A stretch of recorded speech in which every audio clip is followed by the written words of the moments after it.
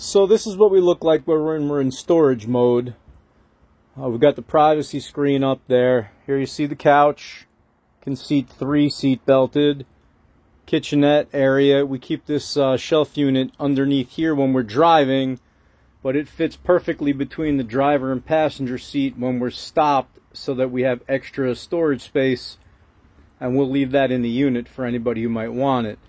The benches on the dinette can seat 4. There are also seat belts under the pads for people to sit there, seat belted as well.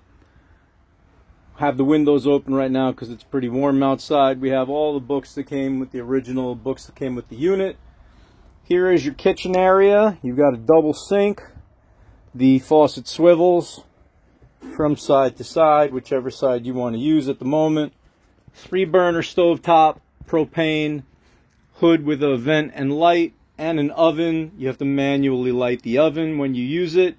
It's very simple as long as you have a barbecue light. Refrigerator and freezer. The 32-inch main cabin television. You've got some storage. I can't do that. Above the couch, you've got the storage above the kitchen table, and more storage above the sink. Microwave oven. And you've got the above cab bed. Now there's a notch out there that you can see for when you're driving so you don't bang your head. I'll pause this and I'll pull out the bed for 1 second. So now as I back up, you can see that notch in place. That's actually enough space for 2 adults to sleep comfortably. You have about 3.5 feet of clearance above your head, and as long as you don't try and stand up while you're up there, you'll be fine. Now I take you to the back of the unit, which is the bedroom and the bathroom. The bedroom has a privacy wall. You can see the queen size mattress, and there is space to walk around it on both sides. Cabinetry and drawers on both sides, and deep cabinets above the bed itself. There's also window in the back, window on the side, window on the side. The side window's open, and we also have another television in here. Here is the privacy wall. If I unbutton this and slide it out, you have privacy now in the bedroom, or you can keep it open so that everything's wide open space. And then here you have your full bathroom. So as I open the door, you can see directly into the shower. The shower has plenty of space. You've got places to put everything that you use while you're in the shower. We keep a bottle of water in here just in case we're ever on the road when we're moving and not hooked up to anything, so that we have a little extra water for flushing purposes.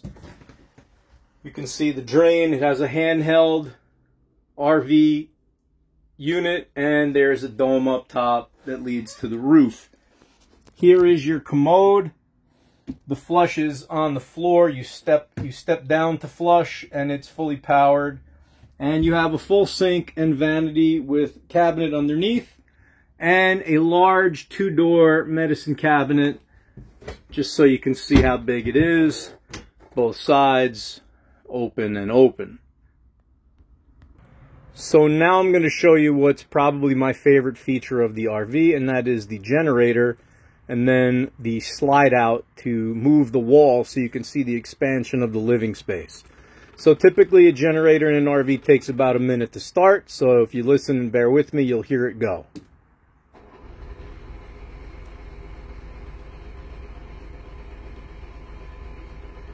Hopefully you can hear it cranking.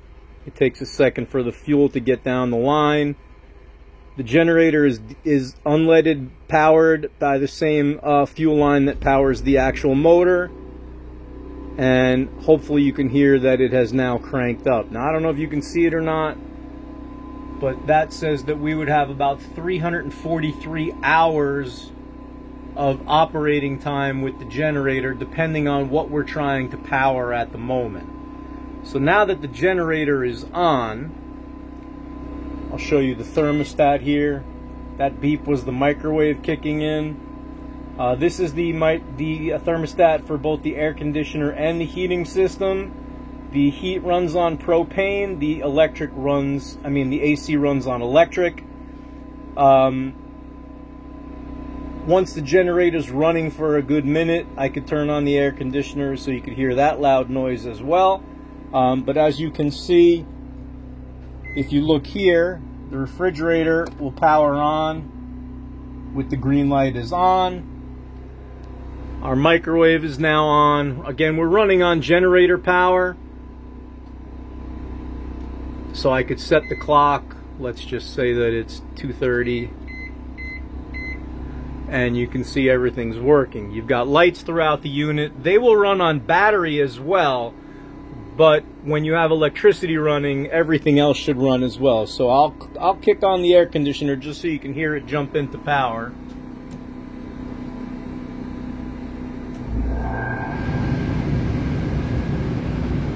Now this air conditioning unit has vents throughout the RV that you can see in the ceiling. They're all throughout the main cabin and in the bedroom and in the bathroom. But if you're in the middle of summer and you've just parked after a long drive, or you're getting in for the first time after a long day, you can slide open these grooves, which there are 3 of on the top of the unit, and that helps flood the compartment with cold air much faster. So now I'm going to show you how the sliding mechanism works to expand the living space of the RV. Everything from the microwave here, where you see the molding on the side, all the way across the entirety of the kitchen area to the driver's seat is going to move out approximately 3 feet to give you more living space. So here you go, you'll be able to watch it as it goes. As you can see, it is moving out away from the driver's seat, expanding the size of the inside of the unit, the walking space, the living space, the space you have to move around. And now you can see that there is a good amount of space between the eating area and the sitting area.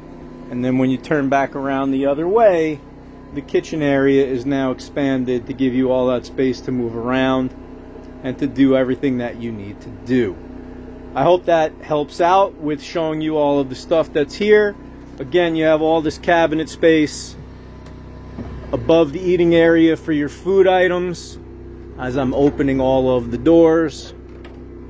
And if you should want, we can also leave you with all of the cooking utensils and things that we already have, pots and pans and strainers and plasticware.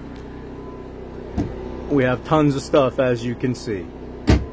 The only other thing I will show you is you have this crank here in the ceiling. That's for an antenna. That's so that if you're in the middle of nowhere, you can try and pick up air signals.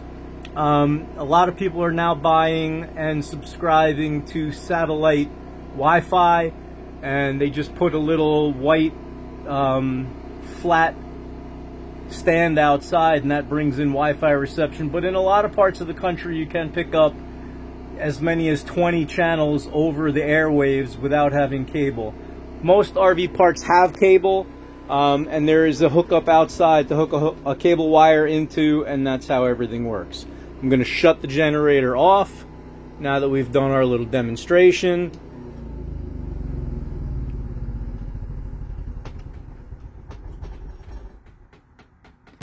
And that's it.